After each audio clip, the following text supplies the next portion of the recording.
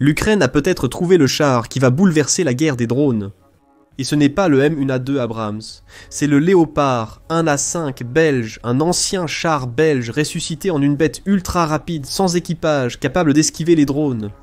En théorie, il devrait être défait sur le champ de bataille actuel. Mais sur le champ de bataille, cette prétendue relique prouve qu'elle peut survivre là où beaucoup de chars modernes échouent. Avec une nouvelle tourelle, une mobilité accrue et un rôle sur le champ de bataille conçu pour esquiver et contrer les frappes de drones, ce démon de la vitesse pourrait être exactement ce dont l'Ukraine a besoin pour renverser la situation. Alors, comment un char de la guerre froide est-il devenu le pire cauchemar de la Russie? Commençons par voir comment les drones ont complètement bouleversé la guerre des chars. Les drones ont fondamentalement changé la donne sur le champ de bataille en Ukraine, les deux camps perdant un nombre stupéfiant de chars face à ces armes relativement peu coûteuses. Selon les estimations du renseignement militaire ukrainien, la Russie aurait perdu 10 800 chars de combat principaux depuis le début de la guerre. Cela contraste avec le stock estimé du pays d'environ 6 000 chars au début de la guerre. Cela laisse penser que la Russie a dû reconstruire ou réaffecter une grande partie de ses blindés pour pallier les pertes grandissantes. Du côté ukrainien du conflit, les estimations des analystes militaires suggèrent qu'ils ont subi des pertes de plus de 1000 chars de combat principaux, dépassant leur stock initial de 1000 chars. Cet excédent s'explique par environ 1000 chars fournis par l'Occident à l'Ukraine, compensant les pertes et modernisant l'infanterie mécanisée. Pendant ce temps, la situation des chars de la Russie dépend de la personne à qui vous posez la question. Selon les estimations occidentales, jugées plus précises, Forbes a publié en mars 2025 un calcul légèrement différent sur la structure des chars russes. On estime que la Russie a commencé avec une force de plus de 3500 chars, qui ont déployé progressivement leur présence en Ukraine. En raison de sa doctrine militaire dépassée et erronée, Forbes estime que la Russie a perdu environ 3200 chars depuis le début de la guerre. Selon le général américain Christophe Cavoli, la production annuelle de chars pourrait atteindre jusqu'à 1500 unités, bien que d'autres rapports l'estiment d'entre 500 et 600, grâce à une hausse de la production militaire en temps de guerre. Même ainsi, la Russie a une longue histoire de surestimation de ses capacités militaires à des fins de propagande, donc la production réelle reste très difficile à vérifier. Mais qu'il s'agisse d'un char moderne T-90M, d'un T-72 plus ancien, ou d'un T-62 de musée, le résultat est identique. Ils ne peuvent pas suivre le rythme des attaques de drones. L'Ukraine est dans une situation similaire. Au début du conflit, son char le plus avancé était un T-72 modifié, obtenu auprès d'ex-membres du pacte de Varsovie. De plus, le pays a adapté et d'un modernisé les T-64 restants, créant ainsi le T-64. Les chars Bula constituaient l'essentiel de l'arsenal des chars de combat principaux durant les premiers mois de la guerre. Le T-64 Bula avait en théorie des performances similaires au T-72, surpassant la version de base russe. Il souffrait toujours des limites de construction de base qui touchaient tous les chars soviétiques depuis les années 1940. Dans la guerre moderne comme dans le monde des affaires actuelles, une chose est claire, le succès dépend de la rapidité avec laquelle vous pouvez vous adapter, pivoter et agir. Que vous dirigiez une entreprise ou une équipe à enjeu élevé, vos outils peuvent faire ou défaire la mission. Voici donc le sponsor du jour, Odoo. Ils redéfinissent la création et la gestion de sites web, les rendant plus rapides, intelligentes et accessibles à tous. Le créateur de sites web d'Odoo vous permet de lancer rapidement un site élégant et professionnel sans avoir à coder. Que vous lanciez un blog d'analyse de la défense, gériez une boutique en ligne ou créiez une plateforme de formation, Odoo répond à vos besoins. Odoo offre un contrôle créatif total via un éditeur intuitif par glisser-déposer et des outils intelligence artificielle pour créer un contenu soigné. Générez du texte et affinez vos appels à l'action en quelques clics seulement. Et voici le meilleur. Votre première application Odoo est gratuite à vie, avec hébergement, support et domaine personnalisé la première année. Aucun frais cachés. Prêt à concrétiser votre vision. Utilisez le lien ci-dessous pour essayer gratuitement le créateur de site web d'Odoo. Créer le site de vos rêves est désormais un jeu d'enfant. Pendant la guerre, les opérateurs de drones des deux camps ont perfectionné l'art d'attaquer les chars par le dessus, exploitant leur vulnérabilité de conception. Blindage supérieur plus mince. Un simple drone commercial transportant seulement quelques kilos d'explosifs peut neutraliser ou détruire des chars valant des millions. En ciblant cette faiblesse, la Russie a utilisé son avantage numérique en tant qu'agresseur et les importations bon marché de Chine, l'un de ses seuls grands partenaires commerciaux, pour créer une armée de drones afin de progresser lentement contre les chars. Pendant ce temps, l'Ukraine a déployé ses propres forces de drones qui effectuent des attaques similaires, utilisant souvent des tactiques d'essaim pour submerger les défenses russes. Il est difficile de vérifier les chiffres réels des pertes de chars, car les deux camps ont intérêt à manipuler ces données. Cependant, il est clair que la guerre blindée conventionnelle a atteint un point de crise qui exige de l'innovation plutôt qu'une simple itération. Même les chars occidentaux comme le M1A2 Abrams n'offrent qu'un répit limité à cet égard. Le char américain, plus lourd que le T-90M russe, a une mobilité et une utilité réduites sur les fronts infestés de drones. Lors des affrontements entre chars, l'Abrams l'emporte grâce à ses optiques supérieures. Mais ces situations sont rares, ce qui empêche l'Ukraine de tirer parti d'un quelconque avantage avec ce qui est censé être le char le plus avancé du monde. C'est pourquoi il pourrait être utile de repartir de zéro, là où nous trouvons. Le Léopard 1A5 modifié belge pourrait être le facteur décisif que l'Ukraine attendait. La clé a été la conception radicale de la tourelle sans équipage du Léopard 1A5 qui réduit grandement les besoins en personnel et améliore nettement la mobilité. Cela pourrait être la riposte idéale à la domination des drones russes, qui ravagent les forces conventionnelles depuis 2022, et avec un don d'1 milliard de dollars venant de la Belgique à l'Ukraine. Une centaine de ces chars modifiés pourraient bientôt arriver sur le front, prêts à semer le chaos dans l'offensive russe. La modification de la tourelle représente l'apogée de la modernisation des chars européens, un système conçu pour survivre dans des environnements saturés de drones, tout en maintenant une capacité offensive. Voici les principaux détails à connaître sur ce char pour comprendre son efficacité. Au cœur de l'avantage du 1A5 sur le champ de bataille se trouve son moteur exceptionnel MTU-MB 838 CAM500.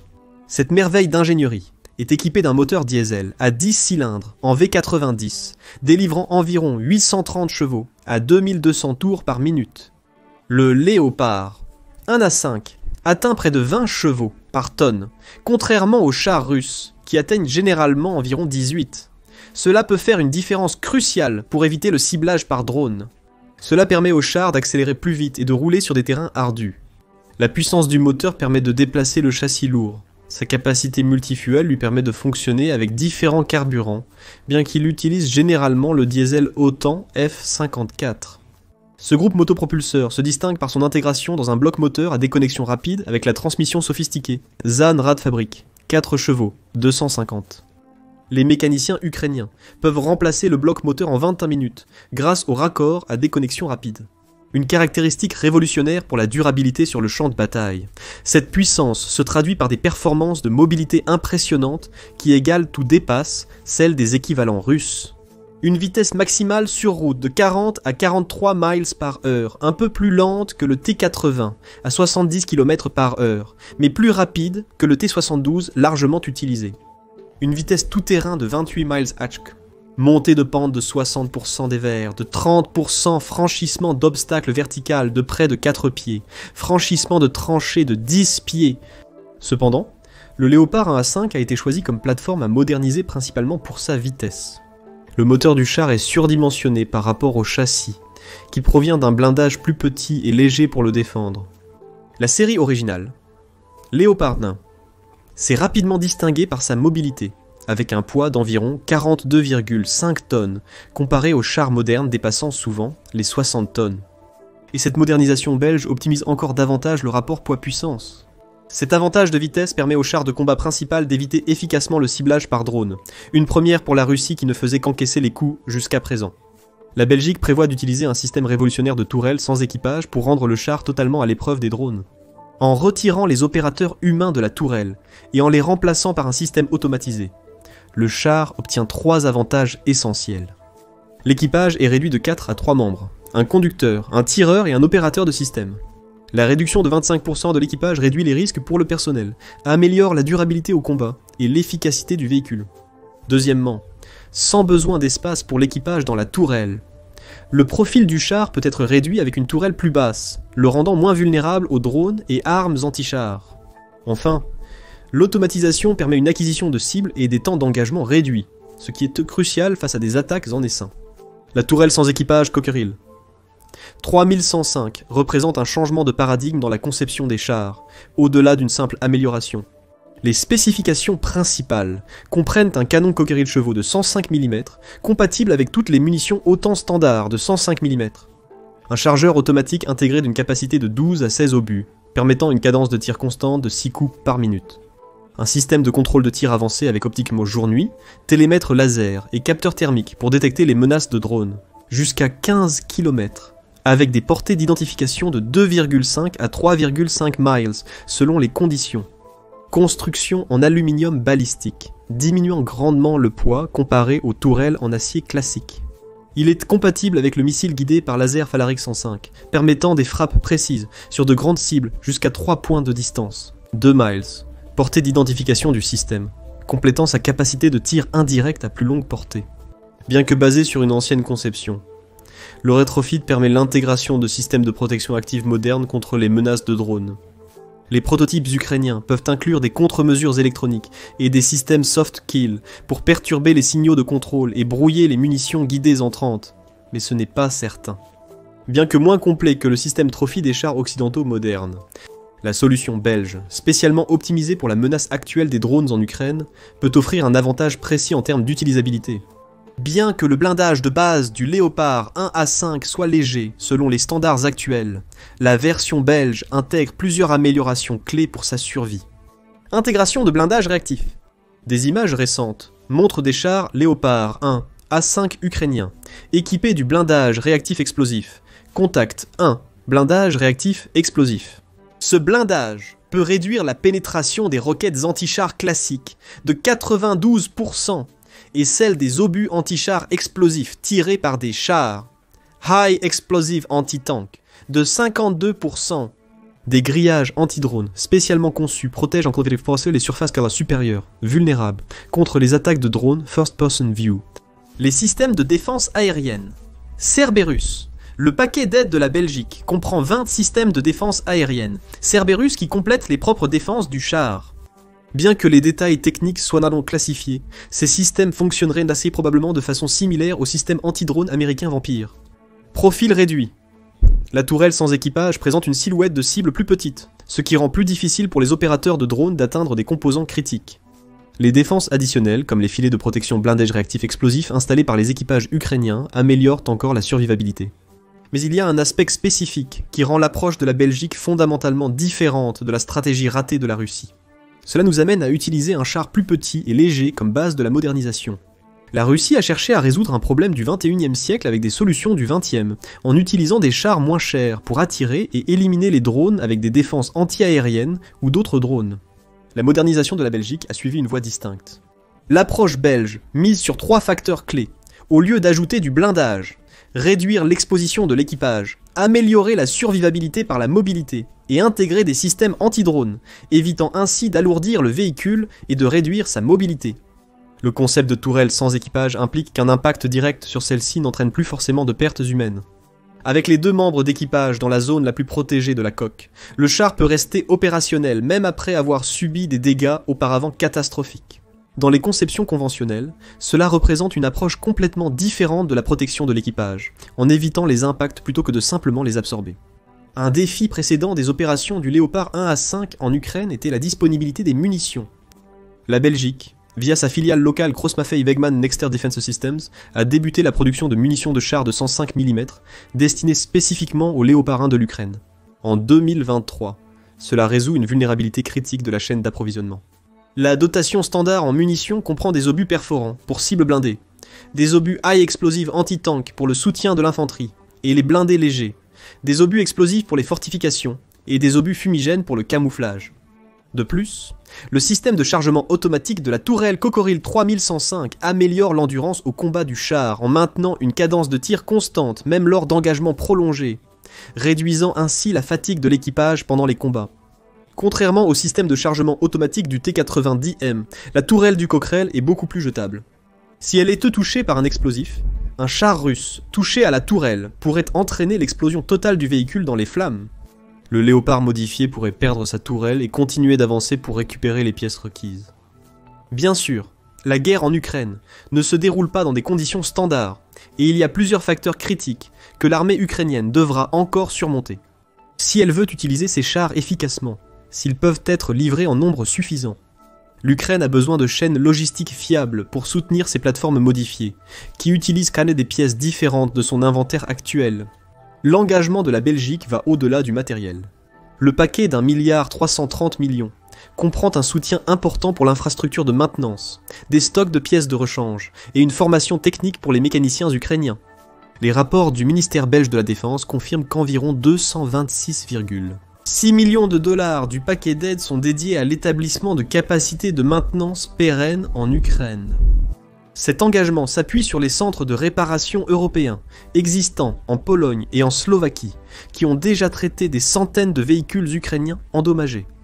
Le modèle belge vise à créer un système plus robuste avec des équipes de réparation mobiles, effectuant une maintenance critique à moins de 30 km du front, réduisant ainsi le temps d'immobilisation des véhicules.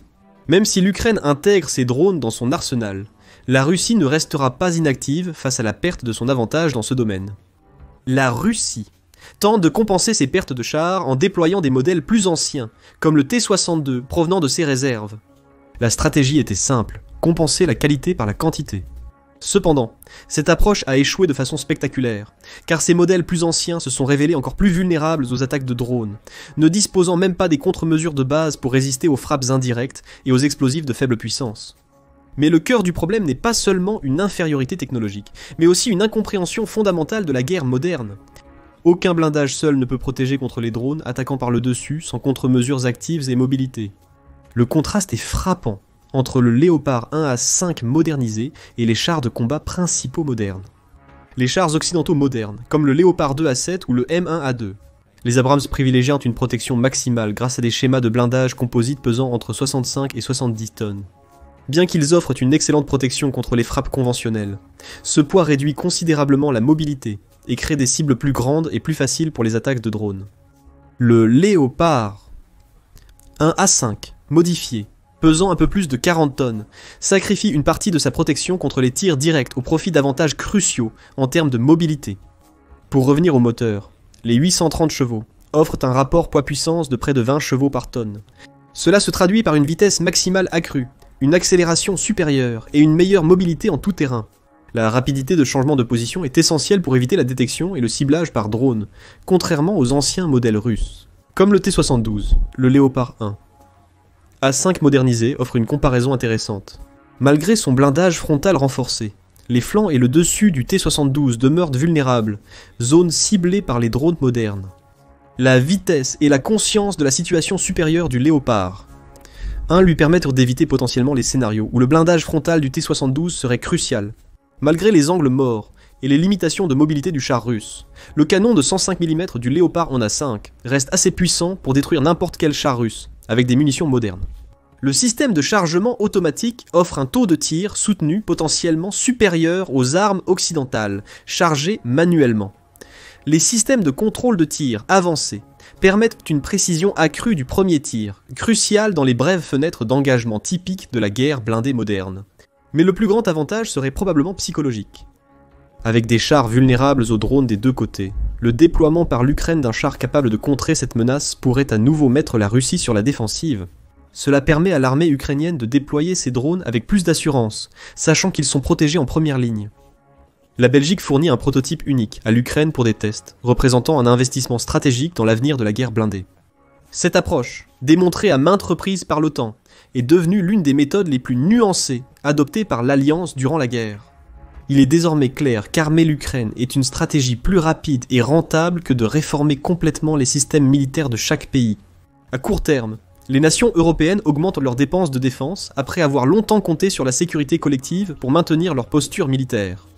L'OTAN a subtilement envoyé la plupart de son stock d'armes soviétiques à l'Ukraine sous forme de dons, réussissant ainsi à s'en débarrasser.